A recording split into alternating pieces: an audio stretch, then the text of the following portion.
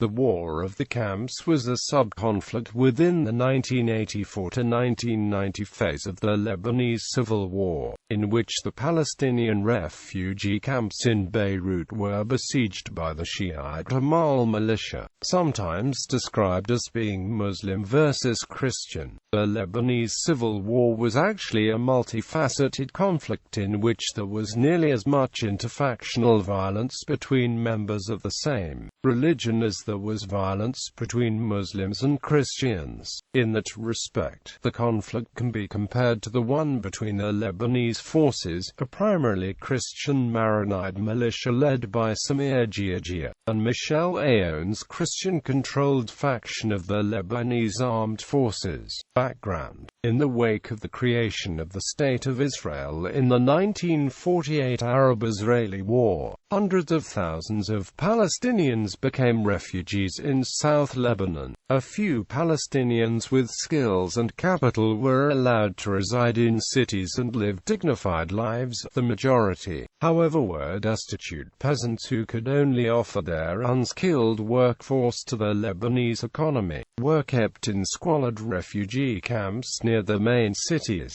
Even before the establishment of the Palestine Liberation Organization in 1964, exiled Palestinian intellectuals residing in Lebanon and other Arab countries began to form clandestine paramilitary groups in the late 1950s, which later evolved into the main PLO guerrilla factions. In Lebanon, some of these groups would later raise roadblocks where regular Lebanese would be made to pay tolls to support the Palestinian cause, which alienated important sectors of the native population, in particular the Maronite Christian and Shia communities. Beginning in the late 1960s, Palestinian factions also gradually turned the Jabal Amal region of southern Lebanon into a de facto state of their own, using it as a base for launching guerrilla attacks on Israel. Although in time the Shiite community would support the Palestinians in this struggle against Israel, the PLO's and the more radical rejectionist front groups' behavior in southern Lebanon made many Lebanese Shiites resent the Palestinian presence. In fact, they had put the Shiites of the Jabal Amal at risk by attacking the Israelis from the border, which in turn invited harsh retribution from the Israel Defense Forces.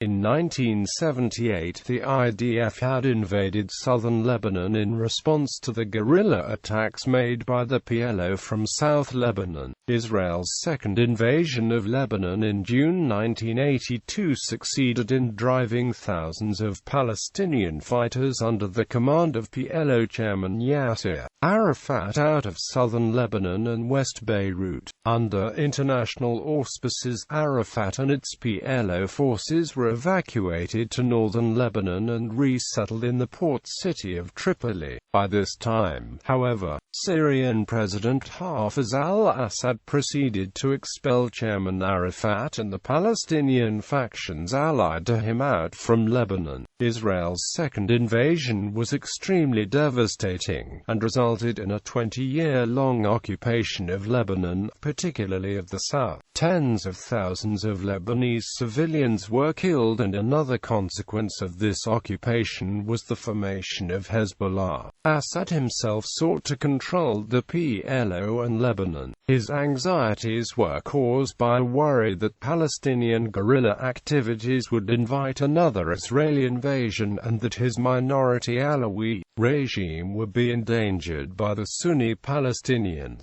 Initially, Syria encouraged its own Palestinian groups to compete in the process, facilitating the entrance of as-Sa'ika PFLPGC, and the pro-Syrian dissident Fatah faction under Abu Musa. However, Syria's allies were only powerful in areas controlled by the Syrian army, such as the Beqaa Valley. In the areas beyond Syria's control, it soon became apparent that the independent Palestinian organizations Fatah, PFLP and DFLP had far stronger support.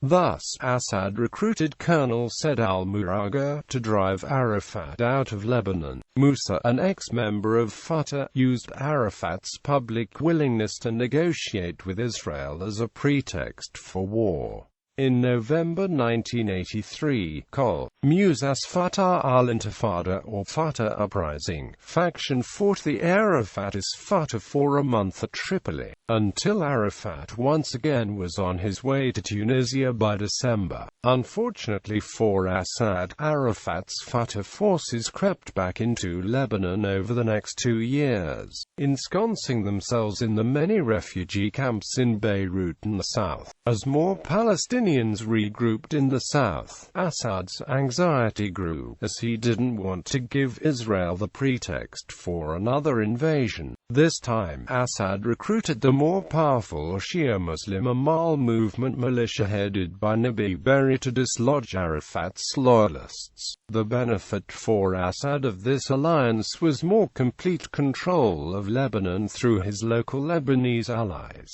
The benefit for Amal was revenge for decades of Palestinian arrogance and further control over Shia-populated areas of Lebanon. By mid-1985, Amal was also in conflict with the Druze Progressive Socialist Party and its militia, the People's Liberation Army, led by Walid Jumblat in the Chouf region. As Amal-PSP relations severely deteriorated, the Palestinian alliance with the Druze PSP began to be re-established. Unlike the majority of other Lebanese leftist militias, the Communist Action Organization in Lebanon, led by Mohsen Ibrahim, refused to cooperate with Syria in its attempts to vanquish Arafat. This support for Arafat incurred strong opposition from Syria, forcing the OCAL to operate underground beginning in 1987.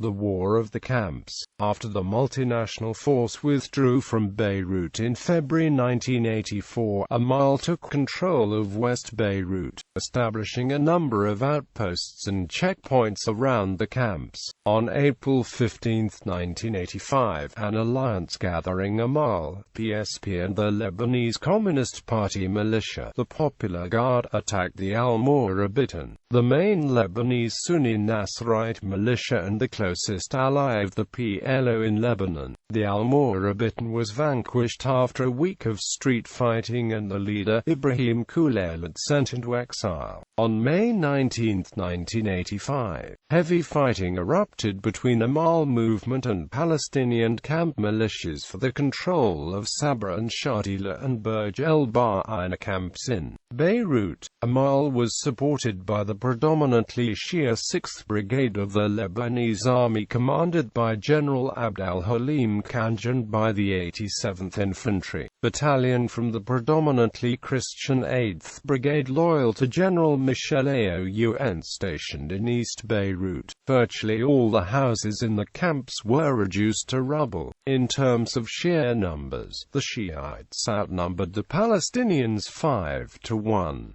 Amal was heavily backed by Syria and indirectly supported by Israel, whereas the PLO did not enjoy much outside support. Amal also had the advantage over the PLO in terms of equipment, especially armored vehicles. Although the PSP, PLA and LCP Popular Guard joined forces with Amal in defeating the Al-Murabitan, they remained militarily neutral in the fight against the PLO, despite prodding from Syria. These political parties and the respective militias contributed nothing more than verbally expressing support for Amal and demanding that Arafat step down. The PSP-PLA even allowed the PLO to station their artillery on Druze-controlled areas. This left Amal to do the work of dislodging the Arafat loyalists with some help from Syria's anti-Arafat Palestinian allies, such as the Sa'iqa, PFLPGC and Fatah al-Intifada. The alliance between Amal and most of the pro-Syrian Palestinian groups eventually soured, however, and clashes would later break out between them, while some dissident Palestinian commanders such as Ahmed Jibril and Abu Musa still supported Amal against the PLO. Many anti-Arafat fighters battled Amal in defense of the camps.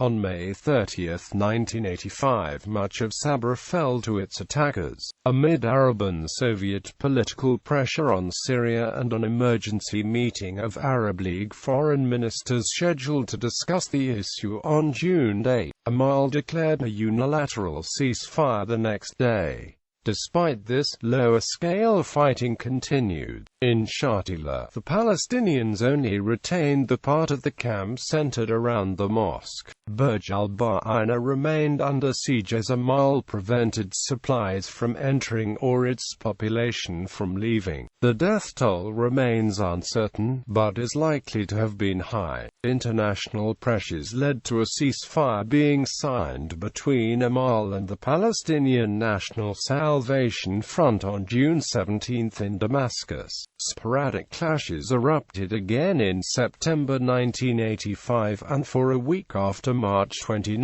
1986.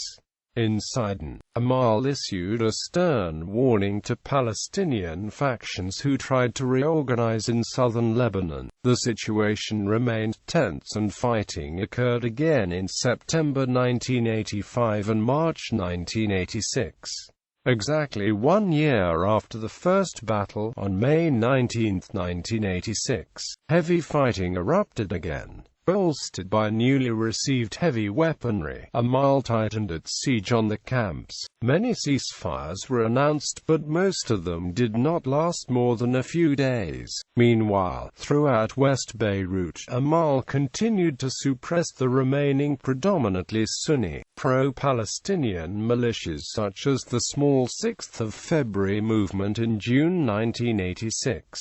The PLO was also aided by Kurdish fighters from the Kurdish Democratic Party who lived alongside the Palestinians in the refugee camps. Many leftist Kurds joined Palestinian resistance movements during the Lebanese Civil War, and these militiamen now fought to protect their homes from Amal, as well as supporting the Palestinian comrades. The situation began to cool on June 24, 1986, when the Syrians deployed some of the commando troops, assisted by a special task force of 800 Lebanese army soldiers and gendarmes from the internal security forces. The tension due to this conflict was also present in the south, where the presence of Palestinian guerrillas in the predominantly Shia areas led to frequent clashes. The third and deadliest battle began on September 29, 1986, when fighting occurred at the Rashidiyeh camp in Tyre between Amal and locally based PLO groups. The conflict immediately spread to Sidon and Beirut. Palestinian forces in Sidon managed to occupy the Christian town of Geagea on the eastern hills of Sidon, in order to reopen the road to Rashidiyeh. In Sidon, the Israel Air Force launched several airstrikes against Palestinian positions around the city. As before, the Arab League pressured both parties to stop the fighting. A ceasefire was negotiated between Amal and pro-Syrian Palestinian groups on December 15, 1986, but it was rejected by Arafat's Fatah, who tried to appease the situation by giving some of its positions to the al-Morabitan militia in exchange for supplies to the camps. Despite the ceasefire, the shelling of the camps continued. In Beirut, the ongoing blockade of the camps led to dramatic food and medicine shortages inside the camps, resulting in horrible conditions for the residents. In February 1987, the fighting spread throughout West Beirut, with Hezbollah and the PSP-PLA supporting the Palestinians, the LCP, Popular Guard and the Syrian Social Nationalist Party aligned with the PSP-PLA in attacking Amal positions. Amal was overpowered as the PSP-PLA quickly seized large portions of West Beirut, and the situation could no longer be tolerated by Damascus. Under the command of Syria's military intelligence chief in Lebanon, General Ghazi Kennan, the Syrian army began moving into West Beirut in February 21, 1987 and attacked the Hezbollah's headquarters in the Fathala barracks, leading to a short period of fighting between Syrian units and Hezbollah guerrillas. In April 7, 1987, Amal finally lifted the siege and handed its positions around the camps over to the Syrian army. Later, in the summer of 1988, Abu Musa returned to the camps, and another 127 people were killed in the fighting. After this episode, the War of the Camps was considered to be concluded by July 1988. Consequences: internal fighting had happened before in the Muslim leftist camp, but never on such massive scale. This inflicted a severe blow in terms of public image for many Muslim militias and destroyed the perception of unity. The main Lebanese Sunni militia, the Al-Murabitan, was crushed and the leader Ibrahim Kouleilat sent into exile. The results were mitigated since the PLO retained control of some of the camps. At the end of the war, an official Lebanese government reported that the total number of casualties for these battles was put at 3,781 dead and 6,787 injured in the fighting between Amal and the Palestinians. Furthermore, the number of Palestinians killed in internal struggles between pro-Syrian and independent organizations was around 2,000. The real number is probably higher because thousands of Palestinians were not registered in Lebanon and the blockade meant that no officials could access the camps, so that all the casualties could not be counted. Bibliography: Edgar O. Bellance, Civil War in Lebanon, 1975–92, Palgrave Macmillan, London, 1998. ISBN 0-333-72975-7. Eric Michel, Etienne Yves de Baïben, Dix Jours occurred as combats. Raids Magazine N. 41, October 1989 issue. ISSN 07694814. Mustafa El-Assad, Civil Wars Volume 1. The Gun Trucks, Blue Steel Books, Sidon 2008. ISBN 9953-012568. Rex Brinnan, Sanctuary and Survival. The PLO in Lebanon, Boulder, Westview Press, 1990.